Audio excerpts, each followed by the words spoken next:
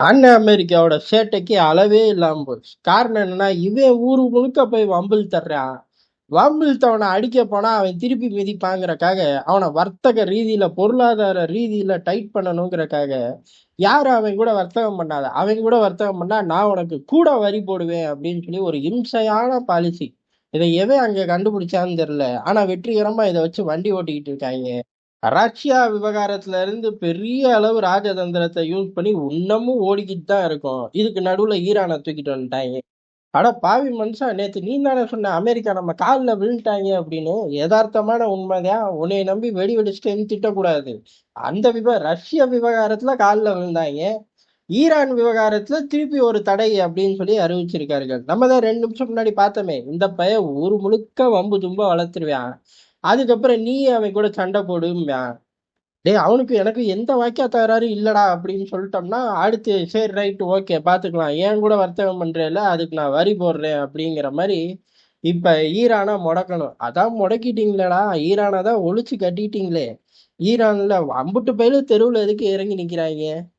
ஈரானோட பொருளாதாரம் ஒண்ணும் இல்லாம போச்சு அப்படிங்கிறதா. கமேனியும் அவரோட கூட்டமும் அங்க ஊழல்ல சுரண்டி ஈரான் வளத்தை பூரா அள்ளி கொள்ளையடிச்சு சுவிஸ் பேங்க்ல போய் போட்டிருக்காங்களா அப்படின்னு கேட்டா ஒண்ணும் கிடையாது. அமெரிக்கா போட்ட தடைகள் வர்த்தகம் பண்ண முடியல, நாடு பொருளாதார ரீதியில சிக்கிக்கிச்சு. இப்ப கம்பெனி வெளில போனா அமெரிக்கா உள்ள வரும், பொருளாதாரம் வந்துருமா அப்படின்னு கேட்டோம்னா அது சத்தியமா நமக்கு தெரியாது. அமெரிக்கா உள்ள வந்து ஒரு நாடு வளர்ந்துச்சு அப்படின்னா அமெரிக்காவை கூட்டிட்டு வர விதம்னு ஒண்ணு இருக்கு. அவன் உள்ள வந்தா இந்த நாடு எந்த நாடு உருப்படாது. அமெரிக்காவை நாசுக்கா கூட்டிட்டு வந்து டாடா பாய் பாய் சொல்லி அனுப்பிச்சு விட்டு அப்படி வந்து போக வச்சுக்கிட்டா மட்டும்தான் உருப்பட முடியும். ஈரான் எப்படி கரையேற போகுதுன்னு தெரில. இவன் பண்ண சேட்டையில் தான் அவன் ஊர்ல அம்புட்டு மக்கள் ரோட்ல இறங்கி நிக்கிறாங்க. அப்படி ரோட்ல இறங்கி நிக்கிற மக்களை நீ சுடுற, கொல்ற, கைது பண்ணவே கூடாது.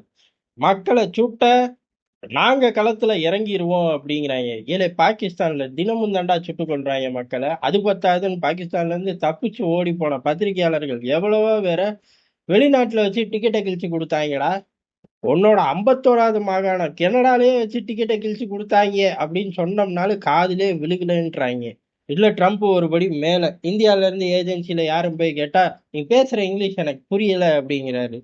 சரி இருக்கட்டும், இப்ப என்ன பண்றாரு அப்படிங்கிறதா. ஈரானை இவ்வளவு தூரம் கொண்டு வந்தாச்சு, இருந்தாலும் ஈரான் மிரட்டுறாங்க. கமேனி திருப்பி அடிப்பேன் பாத்துக்க அப்படின்னு சொல்லி அறிவிச்சிட்டாரு. உனக்கு யுத்தம் வேணும்னா யுத்தம் பண்ணு, நாங்க ஒன்றும் பயப்பட போறது இல்லை அப்படின்னு சொல்லி அறிவிக்கவும் இல்லடா இது மடங்க மாட்டேறாங்க அப்படின்னு சொல்லி ஆழ்ந்த சிந்தனை. அந்த சிந்தனையோட வெளிப்பாடா ஈரான் கூட யாரெல்லாம் டிரான்சாக்சன் பண்றார்களோ அவர்களுக்கெல்லாம் 25% வரி. இதை விட்டு அவனுக்கு வேற எதுவுமே தெரியாதாடா. அண்ணன் அமெரிக்கான்னு தானே திட்டுறோம். திட்டும் போது கூட அவனை இவனை நான் திட்டுறோம், அதுக்காண்டியாச்சும் எங்களை கழட்டி விடலாம்ல அப்படின்னு கேட்டா சத்தியமா கழட்டி விடுவாங்க. ஏன்னா ஜபகர் துறைமுகத்தை எடுத்தப்ப இதே பஞ்சாயத்து வந்துச்சு. அப்புறம் நம்மள அதுல இருந்து விதிவிலக்கு அப்படின்னு கழட்டி விட்டாங்க. S-400 வாங்கும்போது அதுல இருந்து விதிவிலக்குன்னு கழட்டி விட்டாங்க. ஆனா இப்பவும் கழட்டி விடுவார்கள். பேச்சுவார்த்தைக்கு வா, ஏற்கனவே உள்ள பஞ்சாயத்தா கொஞ்சம் ஸ்மூத்தா முடியும், 1-2 விட்டு கொடு அப்படின்னு அடம் பிடிப்பாங்க. தஞ்சாவூர்ல வந்து நீ விவசாயம் பார்க்கணும், இதுக்கு தானே இம்புட்டு அக்கப்பொரு, பார்க்க முடியாது போடா அப்படின்றோம் நம்ம. சரி அங்கேயே நான் பால் கறந்து இங்க கொண்டு வரேன் அப்படின்னா அப்ப எங்க ஊர் ராமராஜன்கள்லாம் எங்க போறது அப்படின்னு கத்துவோம். இந்த 2 விஷயத்த விட்டு தொலைச்சு வந்தா மட்டும்தான் அமெரிக்கா கரையேற முடியும். இப்ப ஈரான் விவகாரத்துல 25% வரி. ஏற்கனவே நம்ம அமெரிக்காவுக்கு கூடுதலா வரி போடுறோம் அப்படின்னு சொல்லி ஒரு 25 அப்படின்னாங்க. அப்புறம் ரஷ்யாவை கூட நீ உறவு வச்சிருக்க, ரஷ்யா கச்சா எண்ணெய வாங்குற அப்படின்னு ஒரு 25ன்னாங்க. டேய் நாங்க அதை வாங்கி உனக்கு தாண்டா விக்கிறோம் அப்படின்னு சொன்னப்ப காதுலயே விழுகல அவனுங்களுக்கு. அதெல்லாம் ரூம்குள்ள பேசிக்கலாம், ஏன் வெளில பேசுற அப்படிங்கிறாங்க. இப்ப ஈரானுக்காக ஒரு 25, அப்ப 75%. ஆமா 75%. ஈரானுக்கு எதுவும் விற்காத, ஈரான்கிட்ட இருந்து எதுவும் வாங்காதேங்கிறாங்க. ஈரான் ஒரு 5 நாடா தான் நம்பி இருக்கு, அதுல இந்தியாவும் ஒண்ணு. இந்தியா அங்க இருந்து தனக்கு தேவையான கச்சா எண்ணெய் இறக்குது, ஈரானுக்கு தேவையான பல விஷயங்களை தரும், மருந்து, உணவு, இதுதான் டாப் மோஸ்ட். இது எல்லாமே முக்கியம். உணவை பிளாக் பண்ணா அந்த மக்கள் பசியில கஷ்டப்படுவார்கள், மருந்தை பிளாக் பண்ணாலும் ரொம்ப கஷ்டமா போயிடும். இது ரெண்டும் தான் பெரிய டிரான்சாக்ஷன் இந்தியால இருந்து. இப்ப இந்த பக்கம் 25 போகுது அப்படின்னா அமெரிக்கா மார்க்கெட்ல ஸ்ட்ரகிள் ஆகும், அவனுக்கும் ஸ்ட்ரகிள் ஆகும், நமக்கும் ஸ்ட்ரகிள் ஆகும். பையர் செல்லர் 2 பேருமே கட்டி உருள வேண்டியது தான் அந்த இடத்துல. அதே சமயம் ஈரான் மார்க்கெட்டுக்கும் நம்ம உணவுப் பொருட்கள் நெறைய அனுப்புறோம். பாஸ்மதி ரைஸ் எல்லாம் அனுப்பிக்கிட்டு இருக்கோம். அது குறைஞ்சிச்சுனாலும் நமக்கு பாதிப்படையும். இவன் போய் கம்பெனியோட பஞ்சாயத்து இழுத்துட்டு வர்றதுக்கு, நாங்க ஏன்டா பாதிக்கணும்? அப்படிங்கிற மாரி தான் இருக்கு.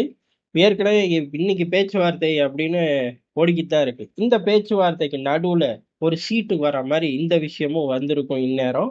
இப்ப இதுக்கு எதுக்கு ஈரானோட 25% அழுத்தத்த குடுக்கிறதா? இல்ல ஏற்கனவே உள்ள 50% அழுத்தத்த குடுக்கிறதான்னு ஒரு பிரஷர கிரியேட் பண்ணி விட்டாய்ங்க.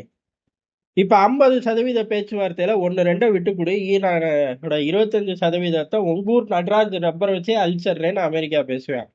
இந்த இடத்துல மீண்டும் இந்தியா தன்னோட ராஜதந்திர விளையாட்ட ஆரம்பிச்சு கொட்டணும். கொட்டும்போது ஈரான் விவகாரத்திலயும் அமெரிக்கா சரண்டர் ஆகும். அமெரிக்கா கூட குடும்பம் நடத்தணும் அப்படின்னா அது அவ்வளவு சுலபம் கிடையாது. இது நல்லா தெரிஞ்ச அரசாங்கம் தான் இப்ப இருக்கு. அதனால அமெரிக்கா ஏகப்பட்ட செக் நமக்கு மட்டும் வைக்கல. ஈரான் விவகாரத்துல ஒட்டுமொத்த உலக நாட்டுக்கும் வைக்குது. ஒட்டுமொத்த உலக நாட்டுக்கு வருங்காலங்கள்ல என் கூட பிரச்சனைனா இப்படிலாம் தான் உங்களை எல்லாம் தூக்கி போட்டு மிதிப்பேன் அப்படின்னு ரூட்டையும் காட்டிக்கிட்டு போகுது. அந்த பையன் ரொம்ப நாளா ரூட்டை காட்டத்தான் செய்யறான். யாரும் தான் அதுக்கு நடுவுல பாறாங்கல்ல வைக்க மாட்டேறாங்கல்ல அப்படின்னு நம்ம ஆட்கள் திட்ட கூட கூடும். உண்மையும் அதுதான்.